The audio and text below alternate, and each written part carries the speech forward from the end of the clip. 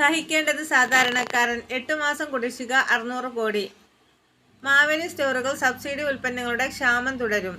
സംസ്ഥാനത്ത് സപ്ലൈകോ സ്റ്റോറുകളിൽ 40 ഇന ഉൽപ്പന്നങ്ങളിൽ വിളിച്ച ടെൻഡർ 3-ാം വട്ടവും മുടങ്ങി. കുടിശ്ശിക തീർപ്പാക്കാത്തതിനാൽ ടെൻഡർ ബഹിഷ്കരിക്കുന്നതിനായി വിതരണക്കാരുടെ കോടി രൂപയുടെ കുടിശ്ശികയും തീരുമാനമില്ലെങ്കിൽ ടെൻഡറിൽ പങ്കെടുക്കില്ലെന്ന് ആവർത്തിച്ചിരിക്കുകയാണ് വിതരണക്കാരുടെ സംഘടന.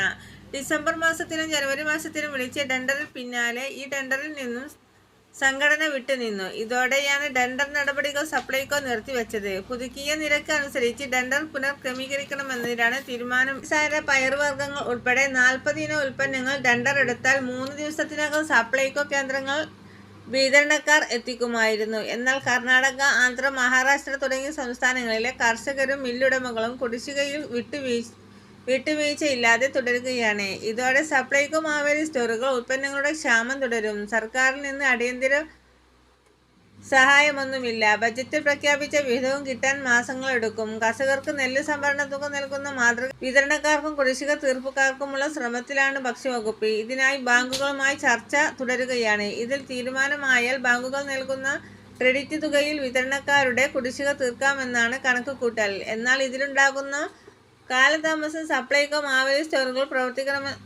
പ്രവർത്തനത്തെ ബാധിക്കുമെന്നാണ് ആശങ്ക. കൂടുതൽ വാർത്തകൾക്കായി നമ്മുടെ ചാനൽ സബ്സ്ക്രൈബ് ചെയ്യാൻ മറക്കാതിരിക്കുക.